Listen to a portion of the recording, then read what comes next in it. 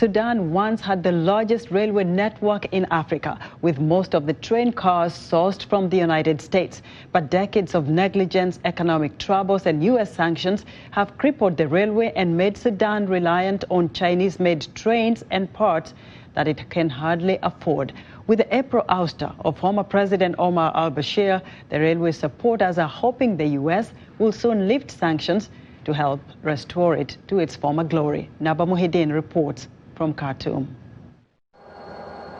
65-year-old Mahdi Yassin has been working for the Sudan Railways Corporation since he graduated in 1972. The British built Sudan's railway over a century ago. Yassin remembers the railway's glory days when it was the largest in Africa, running 5,000 kilometers from the Egyptian Red Sea and crisscrossing Sudan to what is now South Sudan. Jabate School was graduating 100 students per year, all qualified to work on the railway. It was a strong corporation. There was an abundance in spare parts and locomotives. But the railway fell apart through mismanagement and a fear of organized labor's influence on the economy and politics. Sudan fired thousands of qualified rail workers, replacing some with political appointees, most of them after former President Omar al-Bashir came to power.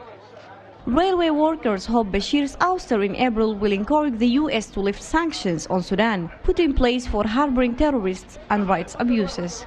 إذا كان حصل lifting للعقوبات.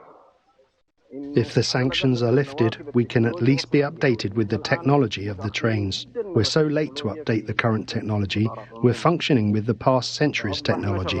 We need to update and then develop. In modern times, the state-run railway became reliant on U.S. trains and parts.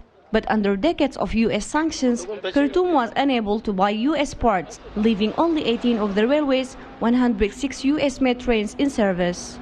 When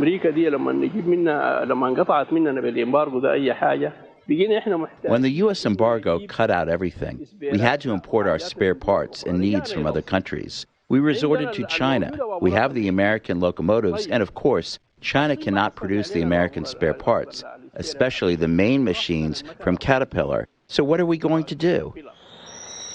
Importing a few Chinese trains in 2014 allowed Sudan to launch 2 new passenger lines, but poor track conditions means the trains can only go 60 kilometers per hour, half their maximum speed.